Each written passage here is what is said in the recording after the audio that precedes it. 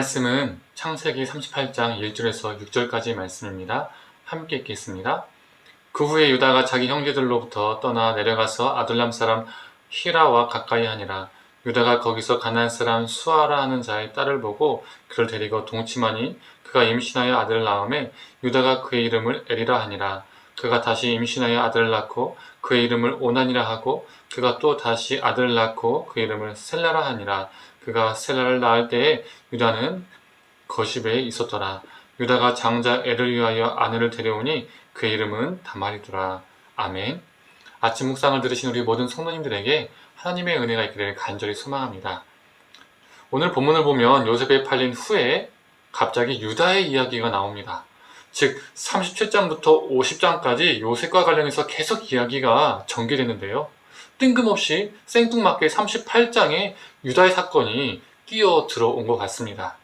오늘 본문 38장을 빼고 37장에서 바로 39장으로 연결해도요, 요셉의 이야기가 자연스럽게 전개가 됩니다.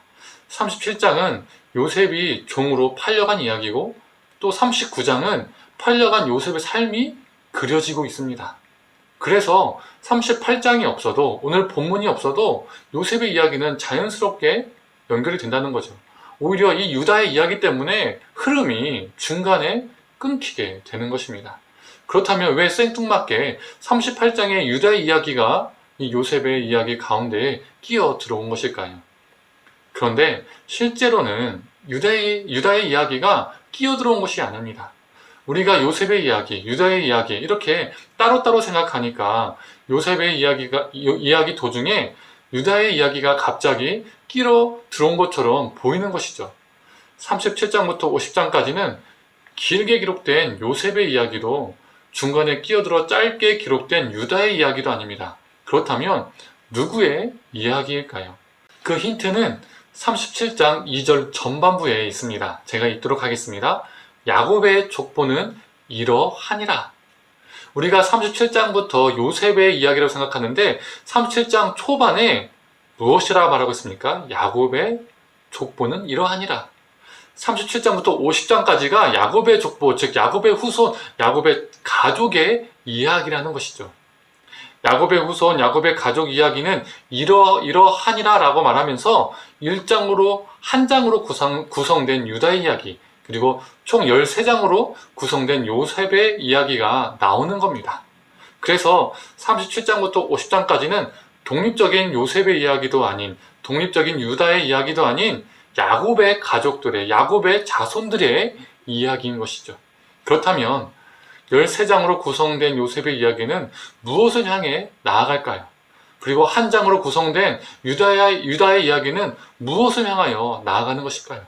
즉, 이 야곱의 가족의 이야기는 무엇을 향해서 전개가 되고 있는 것일까요? 바로 구원입니다. 13장으로 길게 할애된 요셉의 이야기도 한 장으로 짧게 할애된 유다의 이야기도 구원을 향해서 달려가고 있습니다. 왜 그렇습니까? 먼저 요셉의 사건 속에서 어떠한 사건을 볼 수 있습니까? 요셉의 사건은 어떤 사건의 시작이 되지요? 바로 출애굽의 사건의 시작이 됩니다. 하나님께서 애굽으로부터 이스라엘을 구원하시는 역사죠.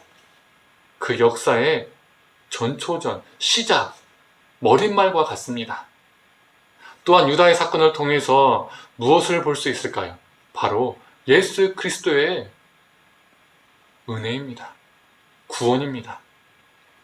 유다와 다말을 통해서 나온 자손, 그 후손이, 유다의 후손이 누구십니까? 바로 예수님이십니다. 고작 한 장으로 할애되었지만 이 창세기 38장은 예수 그리스도의 구속 사건을, 구원 사건을 향해서 달려가고 있습니다. 아니, 고작 한 장이 아닙니다. 창세기만 보았을 때는 요셉은 13장, 유다는 한 장으로 구성되어서 매우 적게 할애된 것 같지만 성경 66권이 예수 그리스도의 구원 사건을 향해서 달려가고 있습니다. 예수 그리스도의 구원 사건을 예표하며 증거하고 있습니다. 결코 한 장이 아닙니다.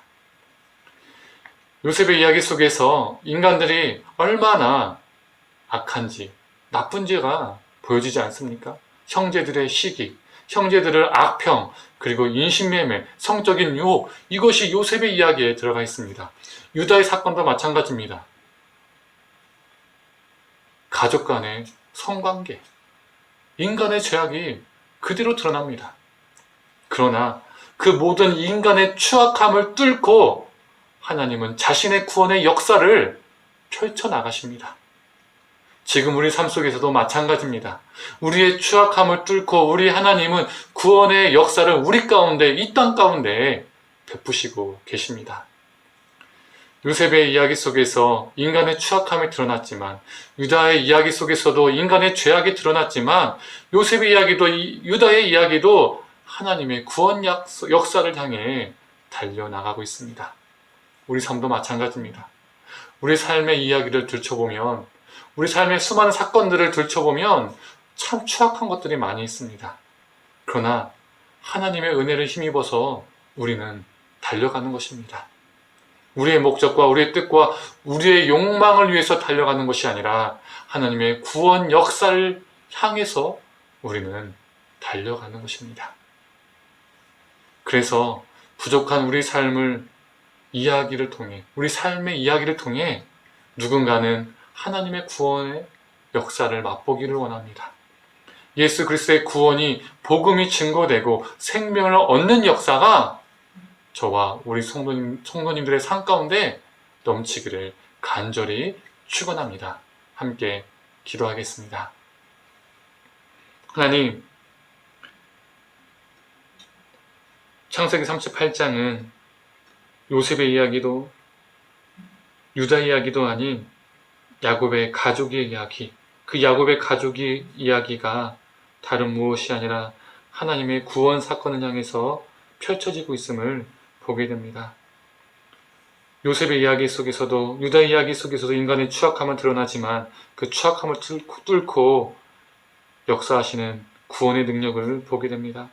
하나님, 참 우리도 우리 삶을 들춰보면, 삶의 이야기를 하나하나 꺼내보면 추악한 것이 참으로 많습니다.